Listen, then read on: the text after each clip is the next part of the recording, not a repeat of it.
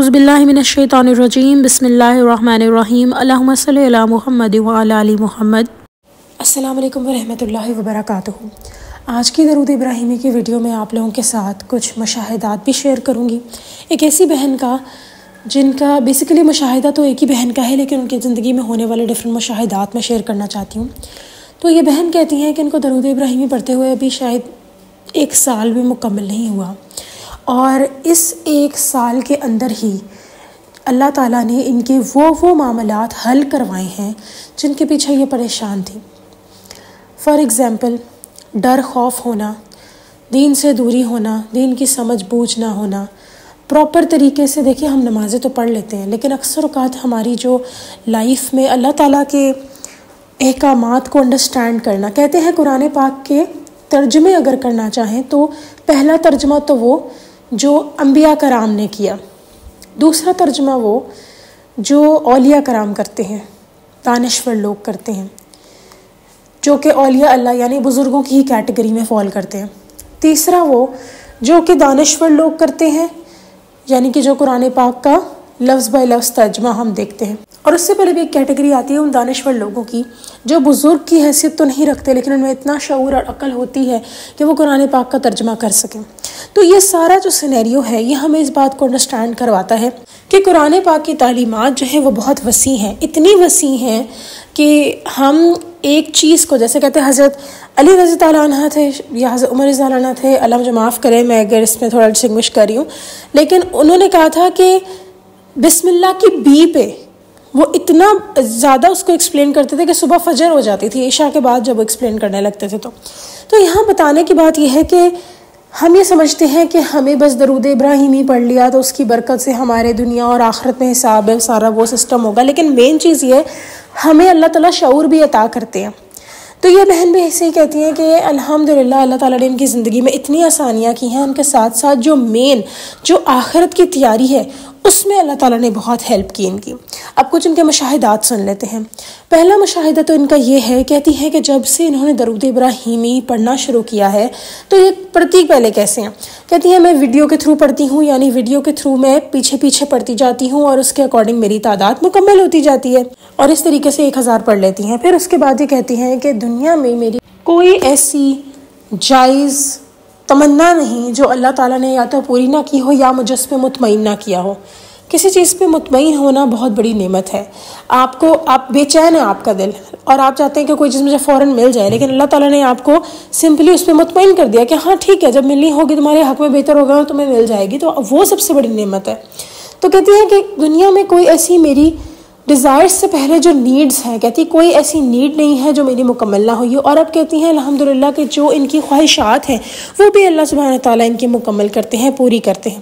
پھر یہ کہتی ہیں سب سے بڑا جو ایک ان کو پرابلم تھا، وہ فائنینشیل پرابلم تھا، وہ اللہ تعالیٰ نے حل کیا، اور کہتی ہیں کہ جب سے درود ابراہیمی پڑھنا شروع کیا تھا کبھی کوئی ایسا دن یا کوئی ایسا وقت نہیں گزرا کہ مجھے پیسوں کی ضرورت ہو اور اللہ تعالیٰ نے میری مدد نہ کی ہو۔ اس کے علاوہ کہتی ہیں کہ دعاؤں کی قبولیت کا بہت جلدی کہتی ہیں میری دعائیں قبول ہو جاتی ہیں، ابھی میرے دماغ میں ہی ہوتی ہے وہ اگلے ہی پل قبول ہو جاتی ہے۔ ان کے مشاہدوں میں جو سب سے بہترین مجھے مشاہدہ لگا ان کا، وہ میں آپ ساتھ شیئر کرنا چاہتی ہوں، جس میں ہو سکتا ہے بہت سارے لوگوں کے جوابات بھی مل جائیں۔ تو وہ کہتی ہیں کہ میرے ساتھ یہ ہوتا تھا کہ جیسے کہتے ہیں نا کہ مومن ہے اس کا ایمان کبھی فل ہائی ہوتا ہے، کبھی تھوڑا سا لو ہو جاتا ہے۔ لو ہائی ایمان سے مراد یہ نہیں ہے کہ خدا نخواستہ آپ اللہ تعالیٰ کو بھول جائیں، یا یہ بھی نہیں ہے کہ خدا نخواستہ آپ گناہوں کی طرف مائل ہو جائیں۔ لو ہائی ایمان سے مراد یہ کبھی ہوتا نا ہم بہت زیادہ اللہ تعالیٰ سے اپنا تعلق سٹرونگ محسوس کرتے ہیں، اور کبھی ایسے ہوتا ہے کہ ہمیں لگتا ہے ہمارا وہ تعلق اللہ تعالیٰ کے ساتھ سٹرونگ ہو نہیں پا رہا۔ تو یہ کہتی ہیں کہ ان کے ساتھ کچھ ایسا معاملہ ہوا کہ انہوں نے سوچا کہ یا اللہ اس کا کیا حل ہے کہ میں جب اپنا ایمان لو فیل کرتی ہوں تو تب میں آپ سے دعا کرتی ہوں کہ یا اللہ میری مدد کرے کہ میں ویسا ہی محسوس کروں اپنے ایمان کو جیسا میں پہلے محسوس کر رہی تھی، اور جس طرح مجھے محسوس ہو رہا تھا کہ میں آپ کے قریب ہوں، آپ تو ہمیشہ میرے قریب ہیں، جیسے اللہ تعالیٰ نے قرآن میں فرما دیا کہ میں تو تمہارے پاس ہی ہوں، لیکن کہتے ہیں مجھے بھی وہ جو کنیکشن فیل ہوتا تھا وہ کیوں کچھ ٹائم بعد ختم ہو جاتا ہے۔ تو ان کو درود ابراہیمی پڑھنے سے اتنے سالوں سے ایک سوال کہتی ہیں ان کے دماغ میں تھا، لیکن اب ہی درود ابراہیمی کی برکت سے ہی ان کو اللہ تعالیٰ نے اس کا جواب دیا۔ تو جواب بھی کچھ یوں تھا، کہتی ہیں کہ مجھے ریئلائز ہوا کہ ہم جتنے زیادہ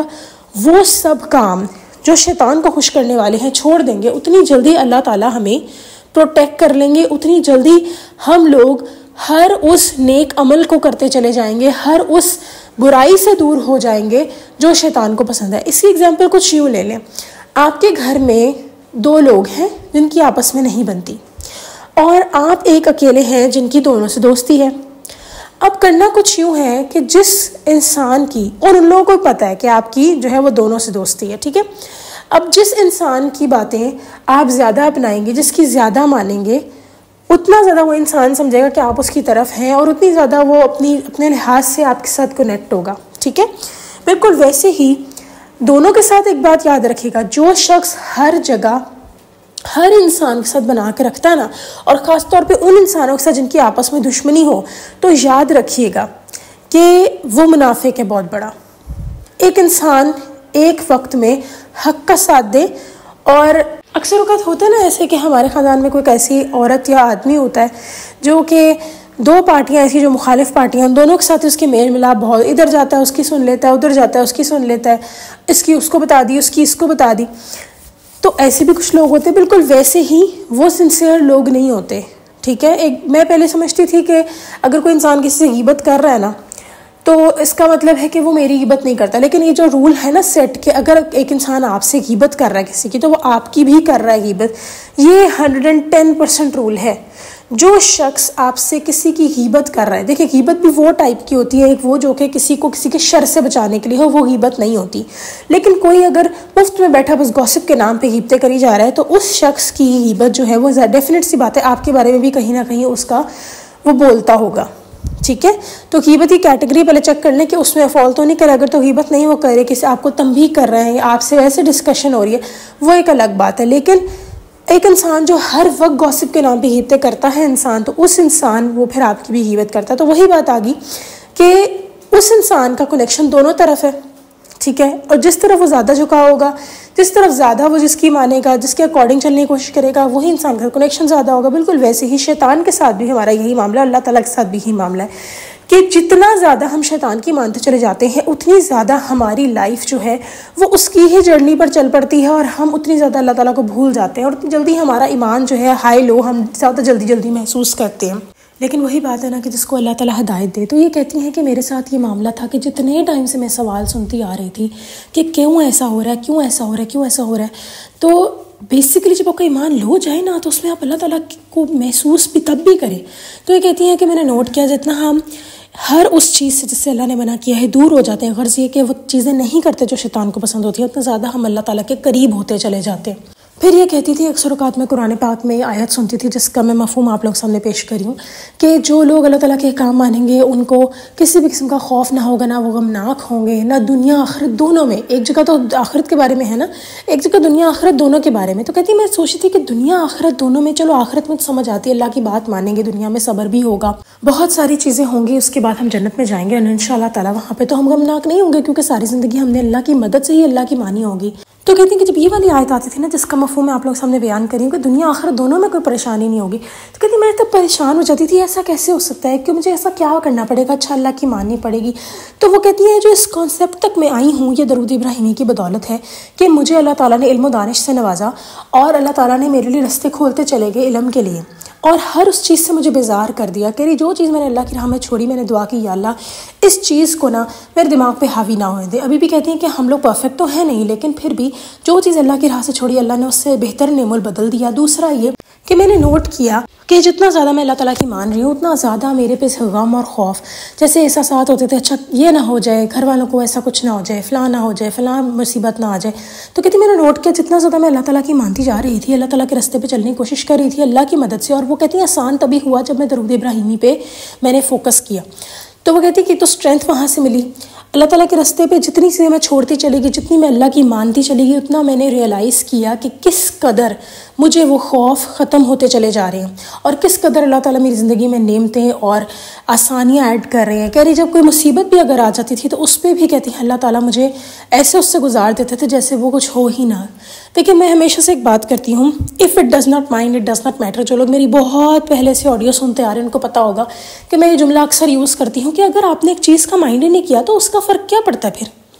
کوئی بڑی سے بڑی چیز کر جائے۔ اکثر اوقات ایسا ہوتا ہے بلیسنگ ان ڈسگائز سے کہتے ہیں، لوگ پتہ نہیں آپ کے بارے میں کیا کیا سازشیں کر رہے ہوتے ہیں لیکن آپ تک وہ پہنچتی ہی نہیں ہے، اور آپ کے سامنے لوگوں کے چہرے ویسے ہی اللہ تعالیٰ دکھاتے رہتے ہیں اچھے، تاکہ آپ کا دماغی سکون برقرار رہے۔ تو جب آپ کو معلوم ہی نہیں کہ کیا ہوا ہے، جب آپ کو فرق ہی نہیں پڑتا، کہیں سے پتہ بھی لگ جائے تو آپ اس پہ دھیان نہ دیں، تو وہ ساری چیزیں آپ کو پھر میٹر ہی نہیں کریں گی۔ ایسا ہی ہے نا، کوئی آپ کی جتنی مرضی عزت اچھالنے کی کوشش کرے، آپ کا نہیں میرا وارث مالک ہر چیز اللہ ہے، تو بتائیں پھر کیا ٹینشن ہے آپ کو؟ کوئی بھی نہیں ہوگی، رائٹ؟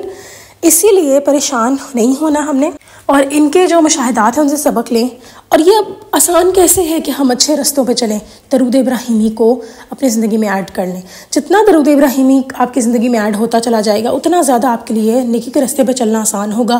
اتنا جلدی آپ کے لیے ایزی ہوگا اچھائی کو پکڑنا، برائی سے دور رہنا۔ وہ کہتے ہیں نا کہ ہم اکثر اوقات پریشان بیٹھے ہوتے ہیں، اچھا نیکی کے رستے پہ کیسے چلیں، ہو نہیں پا رہا، تو وہ ایسے ہی ہوگا جب آپ درود ابراہیمی کو اپنی زندگی میں ایڈ کریں گے۔ اور بہت سارے مشاہدات ہیں ان کے، انشاءاللہ وقتاً فوقتاً میں شیئر کرتی رہوں گی، اور امید کرتی ہوں کہ آپ کو یہ ویڈیو اچھی لگی ہوگی۔ چلیں جی، انشاءاللہ نیکسٹ ویڈیو میں پھر حاضر ہوں گی، تب تک کے لیے اللہ حافظ۔